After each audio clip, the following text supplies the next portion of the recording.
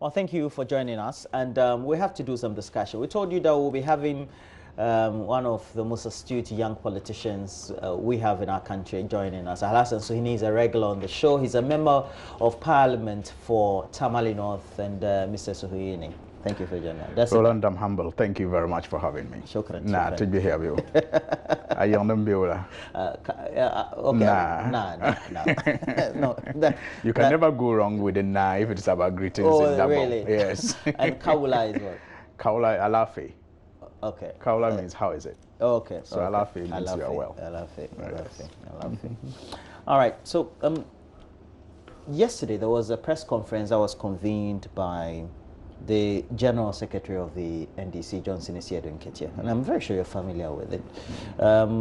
There's a concern that Johnson Esiedun Ketia seems to be raising. It's about the position of the Electoral Commission, and this stems from the last IPAC meeting, after which the Electoral Commission had come to make a categorical statement that the parties or the members at the IPAC meeting had agreed that a limited registration exercise should be undertaken, even though the NDC is at variance with the position of the Electoral Commission.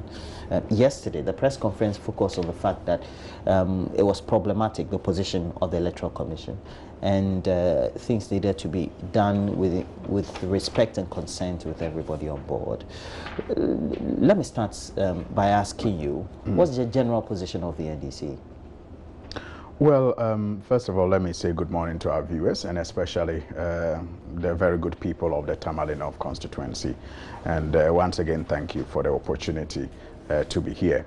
And also wish the flag bearer of the NDC and former president, His Excellency John Dramani Mahama, a very successful walkabout town today. He'll be visiting a number of, markets and lorry stations this morning. And we hope that people will take advantage to interact with him. Those interactions, I'm very sure, will inform the leadership that he will provide in his next administration in 2021, inshallah. Now, to the specific issue involving the Electoral Commission and, the position of the NDC. First of all, you recall that when Madam Jean Mensah was appointed as the Electoral Commission boss, the NDC did not hide its disappointment because of how biased that we think she has been over the period that she was in charge of the IEA. And you are in the media and you cannot forget the running battles that the NDC as a party had with her and her institution at the IEA. So we did not, hide our reservations about, the fact that we didn't think she was going to be a neutral and an impartial boss of the Electoral Commission. Now, a number of things that she has done over the years, over the period, has seemed to even exonerate us further. Her first assignment, if you like, major assignment, was the referendum, which completely was a sham, and it remains one of the lowest points in the conduct of elections in this country. Things that we used to see in other countries and ridicule them were things that we actually saw happening. Electoral officers tampering ballots themselves and all that. And the ridiculous excuse you have from the Electoral Commission is that they cannot even identify the polling stations that these things happen, as if to say that these were videos not coming from Ghana, even though clearly in those videos you see the Electoral Commission logo, and some of the officers, if they were minded to identify them and perhaps punish them, they would have been able to. But that completely was not to be the case. Then we had the ayahuasca wagon and the embarrassment that she and her officers faced when they attempted to, downplay the report of Kodio and other election observers, and her intransigence even on that matter tells you the kind of Electoral Commission boss that we have. Someone who thinks she knows it all, someone who thinks that she's been sent there to do a particular job, and so she's only taking instructions from the people who sent her there. And that is why, for example, you find her comfortably enough to attend parties that are organized by, you know, appointees of the president, because she considers herself as one, an appointee of the president. It doesn't matter. I mean, do some of these things, as somebody heading such an institution, you should be sensitive to certain invitations because of the potential of, you know, those engagements being misconstrued or even construed properly. So she went. But at the IPAC meeting, I mean, we are very fortunate that it was not just the NDC engaging with the Electoral Commission. Other parties have come out to corroborate the NDC position, and even they have eaten humble pie, even though not directly, that indeed this was their idea. It was not discussed, and so they misled the public, so to speak, in their first, you know, release that suggested that all the parties had agreed on this matter. As a party, we are not, we haven't reached a point yet where we have a definite position on how to approach the compilation of a new register or not. There are a number of issues that will have to be considered. For example, we will need to know what is wrong with our current register. That is so fatal that it requires a direct replacement. There are a number of things that will have to be considered. But the position we have now is that, look, that issue has not been discussed. And the reasons for a possible compilation of a new register has not been tabled and have not been considered. And then again, you have this limited registration exercise that is supposed to take place, I think, sometime next month. And the suggestion is that it's going to happen at district assemblies. I mean, something we have not known before. And we have issues with it. We think that as many polling stations as possible should be used for that limited registration exercise. After we get to have a concise review of what the General Secretary's own position was at that press conference, and look at how feasible or not, based on what the concerns have been, as you've raised, only having the registration as a one-stop center, meaning that it can serve other electoral areas. But let's go back to that press conference and get the story as they panned out. The EC, in its March 27 communique, said political parties had agreed to the compilation of a new voters register for the 2020 elections. The commission stated that the parties had agreed that a limited registration exercise should be undertaken at the district offices of the Electoral Commission ahead of the upcoming referendum to decide elections of municipal and district chief executives. But the NDC is challenging aspects of the content of the EC's communique. At the said IPAC meeting, the proposal of the registration exercise was accepted in principle by all political parties, but there was no agreement as to how the exercise should be conducted. No conclusive decision was taken on this matter, and yet the EC, in the press statement after the meeting, indicated that it was one of the decisions taken at the IPAC meeting. And I want to repeat, the parties never agreed with the Electoral Commission to limit the limited registration to only district centers of the Commission. General Secretary of the party, Johnson Aswede Nkatia, wants the Commission to render a public apology for the false representation. As a result of the available facts, we demand an immediate reconsideration of the suggested mode of the limited registration from district level to the electoral area level, so as to allow for mass participation of all eligible voters. We also demand, as a matter of necessity, an immediate public apology in respect of the outright misrepresentation by the Commission on the purported decisions of IPAC on the compilation of a new voters register. In the absence of that, we can only come to the conclusion that there is a grand scheme by the Commission to deliberately disenfranchise, disqualified, and qualify. And it's from that point, that last point that has been expressed by the General Secretary, Johnson Esiedu Nketia, that we have to take this conversation to the next level. How could that conclusion be drawn in any way that the Commission has an intention to disenfranchise Ghanaians because of the way the business is going to be conducted for the limited registration?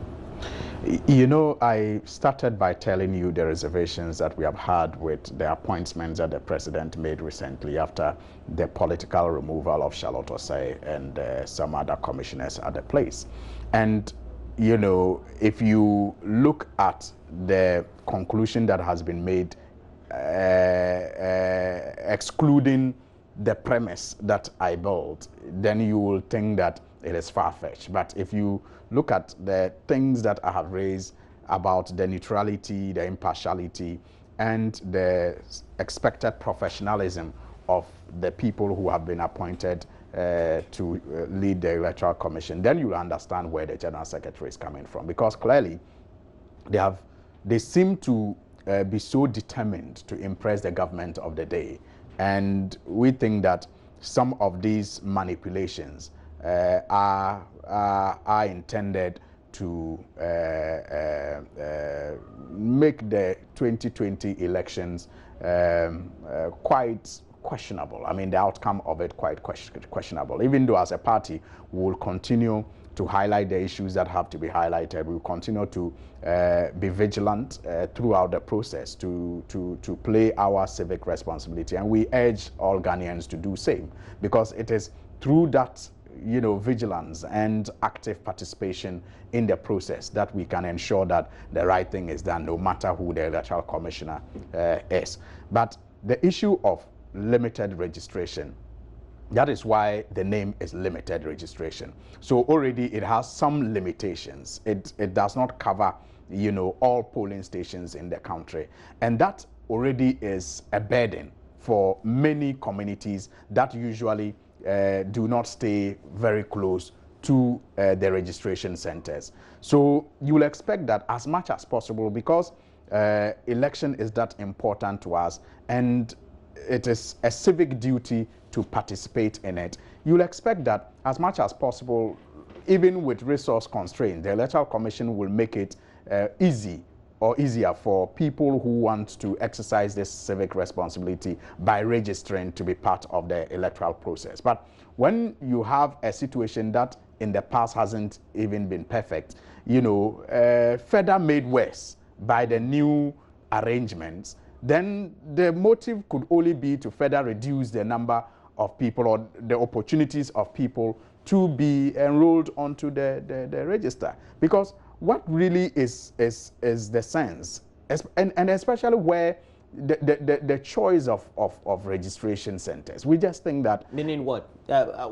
Practically, how does the Electoral Commission intend doing this? It means that they're going to have a one-stop center. Yes, in a district, and sometimes you can going to serve the whole district. Yes, I mean, and that is quite ridiculous. So where people have to travel to the district office of the Electoral Commission to register, and so if my village is about, in some cases they don't even have vehicles. That's what you have to take note of. Some villages, some communities don't even have vehicles. Maybe, yes, they are hard to reach communities. Maybe the vehicle, the only vehicle that plies the road does so once a week.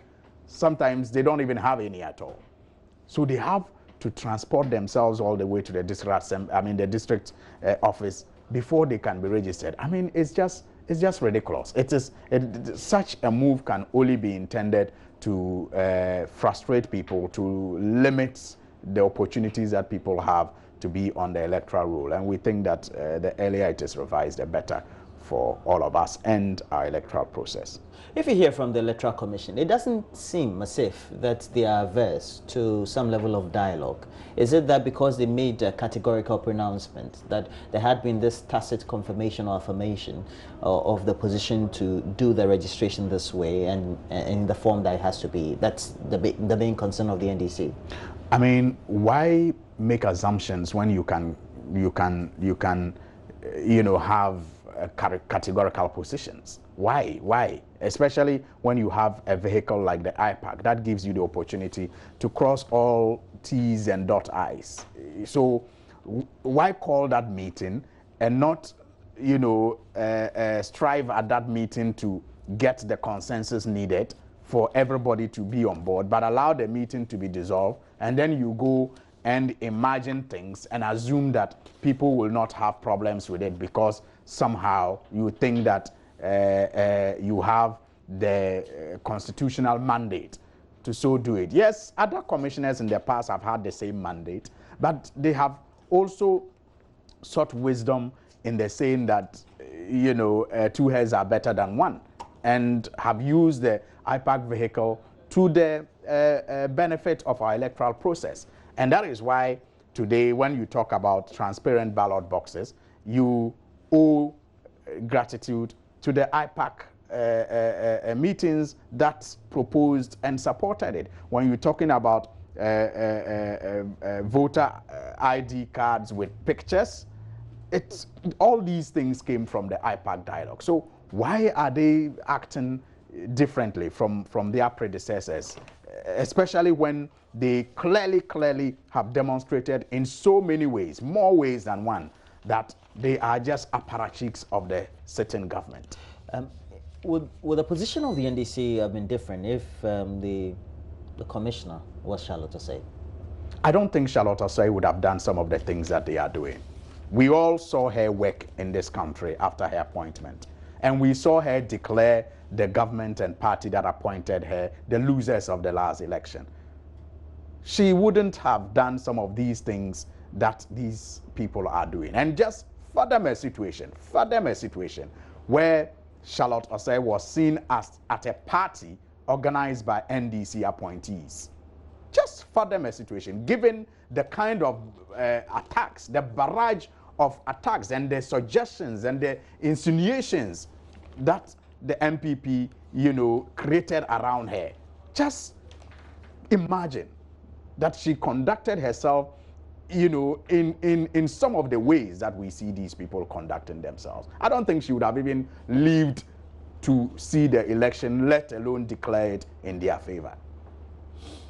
But now things have to come to a head. The parties now need to reach out, or the Electoral Commission also on the other side need to reach out to the party. The reality is that the parties exist because of the Electoral Commission. The Electoral Commission also exists because of the parties. Exactly. So there need to be that, harmony between the... Do you think it's absent now because of the posture? Completely. I mean, just listen to Bossman Asare, for example. And you wonder if he thinks that he's still in the classroom talking to, students. That's not a fair comment, is it? But that is what it's not an insult, it's not a slam, but it is an observation of how he seems to be carrying himself about in the media when he talks. I mean, remember again when Charlotte Osei said about the logo that they saw it, they liked it, and picked it. I mean, what didn't she go through? Now compare some of the things that she said to what Bossman and co are saying. I mean, they're rampacious. I mean, it's just arrogance, raw arrogance and disrespect. You think the media is treating both personalities differently? Of course. I mean, that's not a fair comment too. Oh, that is what it is. But that is what it is. I don't really blame the media that much. I think that the media only highlighted what the opposition at the time used to do. But as a responsible opposition like the NDC, even though we have issues with these appointments, we will continue to raise those issues without those insinuations, very ugly and nasty insinuations that they did in the past. we will continue to raise them. And I have said it somewhere that, I mean, God has some sense of poetic justice, you know, sometimes, because clearly speaking, if you wanted to play the same insinuations, I mean, the scene, the scenarios are the same. Because why? She's a lawyer, she's beautiful, she's fair, and all that. I mean, if you wanted to play those insinuations, you will do that. But like I said, as a responsible party, we will continue to raise the issues of their conduct and how it can affect confidence in the electoral process without being personal, like the NPP did, goaded by the media, of course. Okay. We have to conclude on this subject, but also digressing in other electoral matters and relatedly. Let's talk about ROPAA shortly before we go on to. There's now the pressure is on the Electoral Commission that the court needs to enforce its powers of contempt. Because the Electoral Commission, we all know what the ruling had been in 2017 December, that it had until that period before it went to the court to start the implementation processes, etc. Because we have civil society agitation out there that the ROPAA need to be implemented in the form that it has to be. And the NDC has a position on this because you think it has to be implemented and wholly implemented, not partially. It's a law. And the law is categorical. Every Ghanaian living everywhere. Is that not what the law says? So what will be the justification to leave some Ghanaians living somewhere out? That will be an affront to the law. Or you don't think so? I mean, what will be the basis for choosing which Ghanaian who lives where should enjoy that right, and another Ghanaian should not enjoy that right by virtue of location? Who determines that? And what will be the basis for that determination? Mr. Heaney, we do know there are more Ghanaians that seem to be in a cohesive state, could be easily accounted for in Europe and in America than you have, let's say, in West African states. I want to give a very practical example of what you are saying. There's a youth bulge in Africa. Now, in Ghana, we have largely a young population. It does not mean that because the population down there below 18, for example, is huge, they should be allowed to determine who governs. It is the law. The law says 18 and above. So you don't go looking for people who are more. So if the law says that everybody living everywhere, every Ghanaian living everywhere, the law, if it was minded by what you are saying, would have defined it. The law would have defined it. They would have said, they would have, for example, given some category and perhaps suggested that, look, if you can in a state or in another country count up to this number of Ghanaians, then you should extend the right to vote to them. But the law didn't define it. The law simply said every Ghanaian living everywhere is entitled and qualified, is entitled to take part. So for us, we are not against it. We think that if the institutions responsible have the capacity to do it, as a party, we will also, you know, play our role at wherever that they will implement this. That's our position. So, Heaney, the caveat that is coming from you as a leading member of the NDC, that's a concern. Okay, from the position I will be coming from is that if that is it, it means that because every Ghanaian everywhere needs to be roped in the implementation process because there's no discrimination as stated in the law, it will mean that we have to muscle all resources and be scouting around, scavenging especially in Africa, the terrain could be rough. That's an impediment in the way of the Electoral Commission itself, and even in the whole practical, holistic implementation of the law? So why do you pass practically impossible laws? I'm asking you to based on your observation, how do you think it will be? I don't know. I don't want to hazard a guess on it. I mean, for me, I belong to the NDC. The NDC's position is that a law has been passed. Whoever passed that law may have thought about the practical implementation of that law. And we are ready to support whoever is going to implement it, you know, but in the manner that it has been passed. But you're saying that it has to be implemented absolutely. No, we are saying it has to be implemented as it has been proposed. It is a law. we are not defining it all. Right. We are not giving conditions. We are simply saying the law must be implemented the way it has been passed. Okay, so Hini, so realistically, we have various Ghanaian migrant or immigrant associations in the United States, the United Kingdom. Right. It could be Canada, it could be also in Australia, etc. They're identifiable. But you go to Togo, Benin, Nigeria.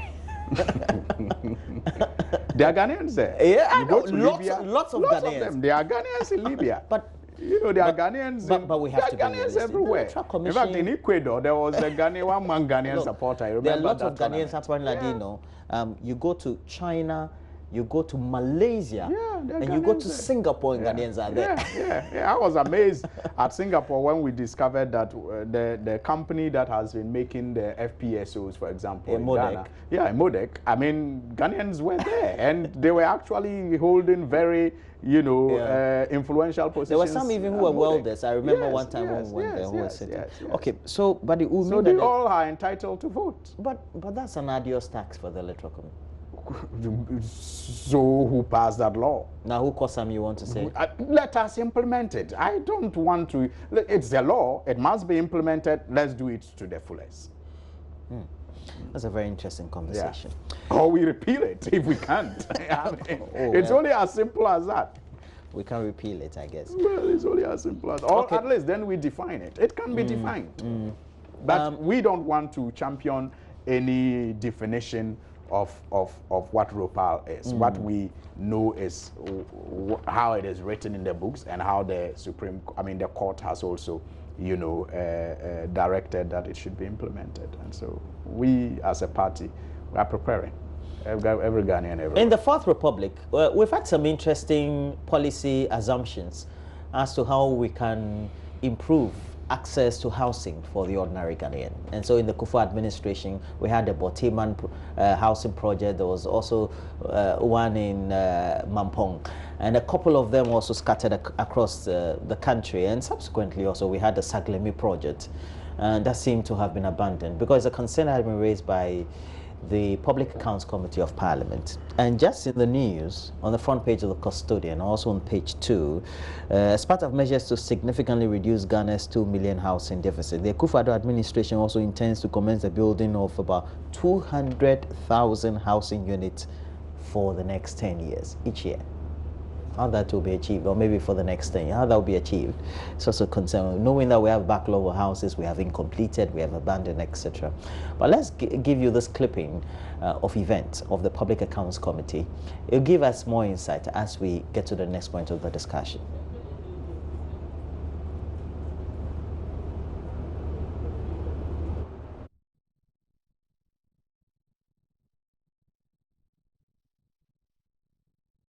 $180 million rest on a 300-acre land off the Accra-Aflao Road.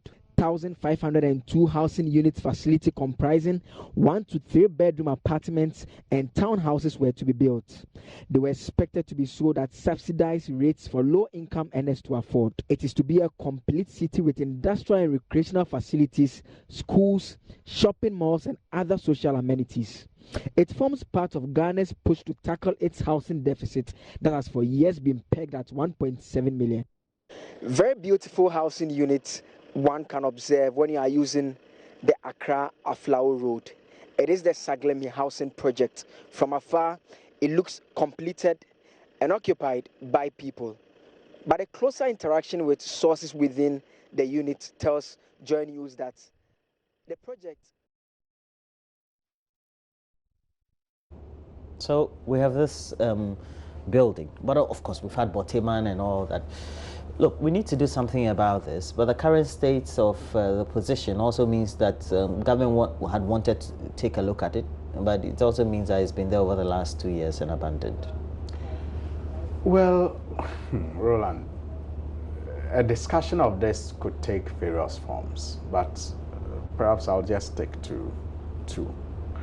The first being that anytime I find the NPP excited in their usual promises of delivering either an interchange in Tamale or housing like the Sagleme and others, then I tell myself, I ask myself, why was it a crime? Why was it not appreciated? Why were the people told they didn't eat infrastructure? Was it just out of envy? Was it just because they were not doing it? Because you can tell. I'm sure you followed their communicators and social media, people when the president went to Tamale to cast salt for an interchange to be constructed. The excitement.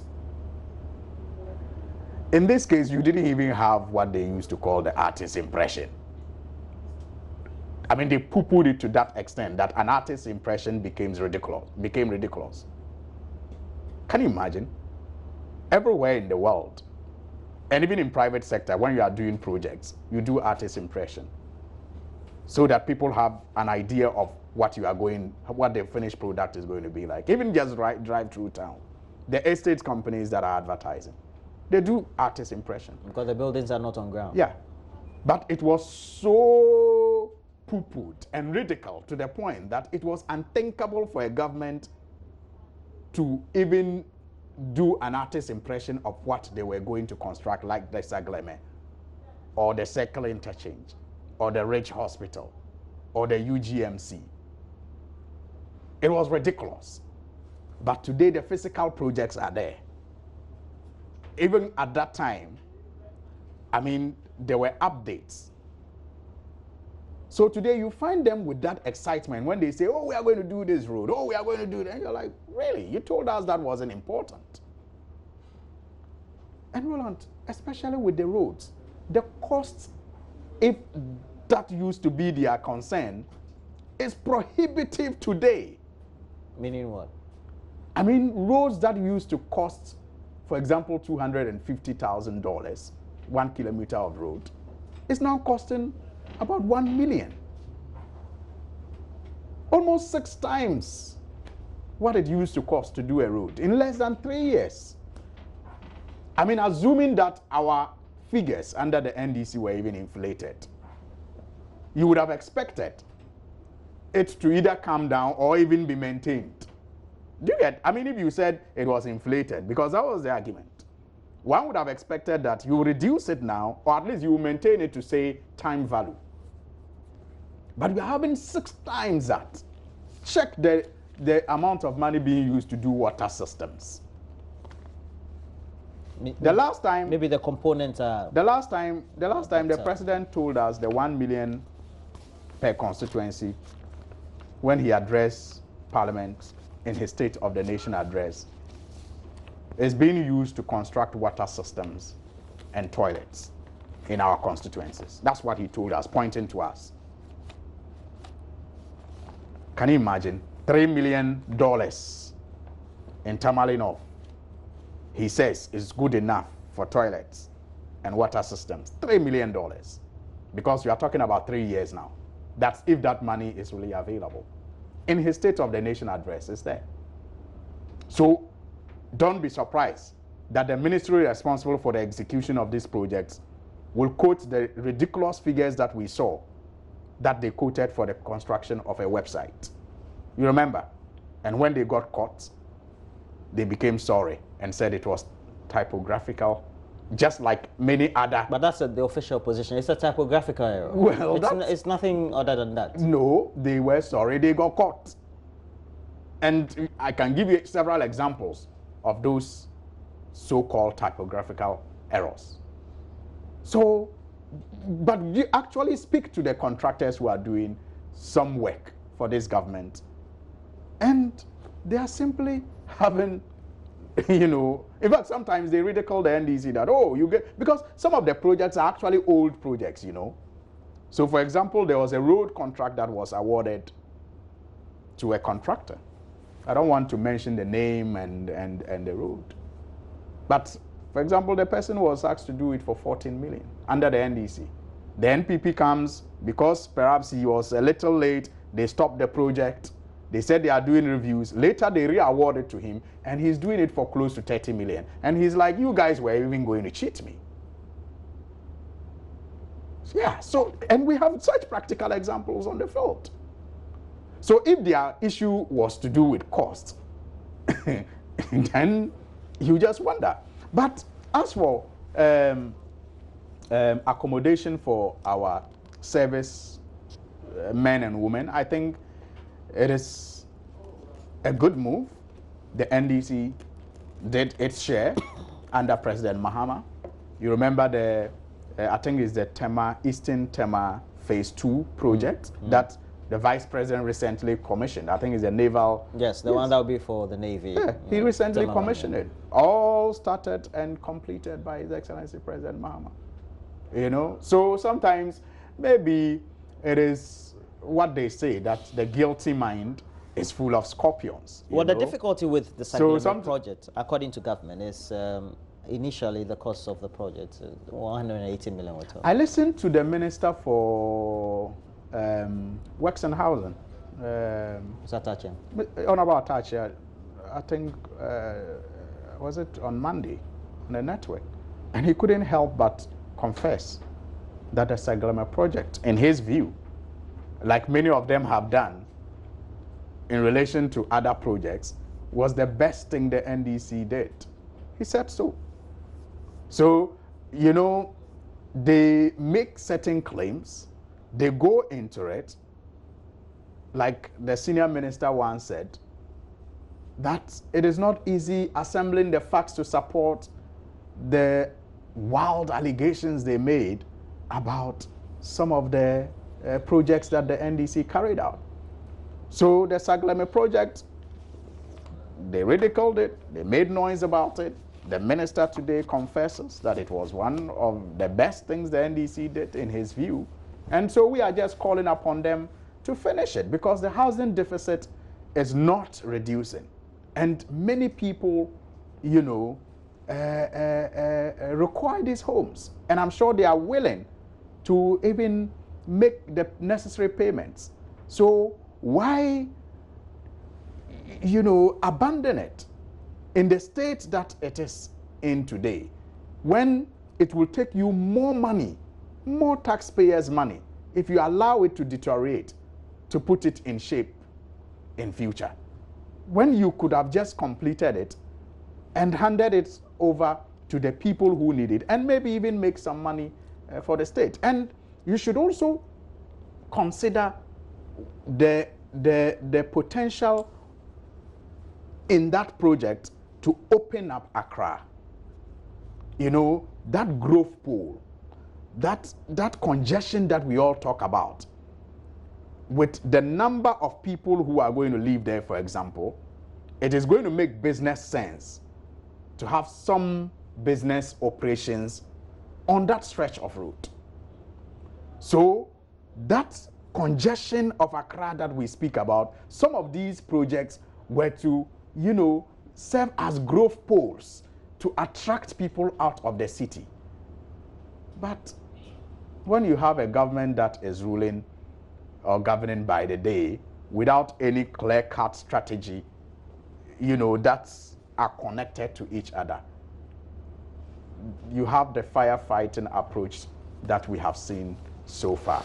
But I hope that in their haste to do as President Mahama did, because it is now clear they want to emulate and do almost all the things that they condemned him for doing, they will not create further mess like we have seen in almost every sector. Well, we have to end the discussion, so I just wanted you to have a minute or two on there's been this rhetoric that's been ongoing about government's intention to downplay the role of Nkrumah in the history of our country because a new curricula has been established and it seems to be raising some issues. Just a minute or two. Because I have a minute, and you have mentioned Nkrumah, I just want to once again highlight the fact that the flag bearer of the NDC and former president will be at Tudu Bus Terminal today, and at Kaneshi Bus Terminal, the Nkrumah Circle Bus Terminal. He will be interacting with drivers to pick their concerns, and hopefully that will inform his next leadership of this country. And he will also be advising them about the need to stay safe this Easter period on the roads. But you see, the education sector, I've said it so many times on this platform that I have lost count. If you are minded to go back into some of your videos, you will find how many times I have lamented about the education sector in this country. So and how a lot of good has been. We have free SHS, we've had various improvements in the way. Well, you gave me a minute, but the issues that you are raising are the things that give me headache. Roland, I am very passionate about education, not only because I am a teacher, but because I feel the opportunities I have in life, I got through the kind of education I got. And so it is important that we make it, you know, available, accessible, and qualitative. So far, government has done that. For people, we have made it available, but we have not made it accessible. And we have not also improved upon the quality. You see, I was listening to our former Minister of Education, and he made a fantastic point that interventions in education must be aimed at improving learning, not just congesting blocks, school blocks. So tell me, in the whole introduction of the free SHS, which intervention has been aimed at improving learning? Which one? Free. Free improves learning. Interventions must be aimed at improving learning. It's not just about congesting the classrooms. So as a party, consistently we have made the point that we are not against free SHS, but it must be linked to the other requirements that will improve learning. So that you just don't have SHS dropouts who cannot contribute anything meaningful to the growth of the country. You really seem passionate. I shouldn't have asked this question. Education is something that I am very passionate about. He's a member of parliament. So you now have an agenda to demonize Nkrumah and limit his importance in our... Yet you go abroad and the people are making you celebration. Did you see the president in Cuba? Council. Did you see the president in Cuba? Yet you want to still bring J.B. Dankwa and Buzia and others who, yes, also played their roles, but simply are not comparable to Dr. Kwame Nkrumah and his standing, not only in Ghana, but in international politics. But that determination is always there to kick their feet against the rock. Alasan Suhene is a member of parliament for Tamale North. Too passionate on the last point. We're taking a break.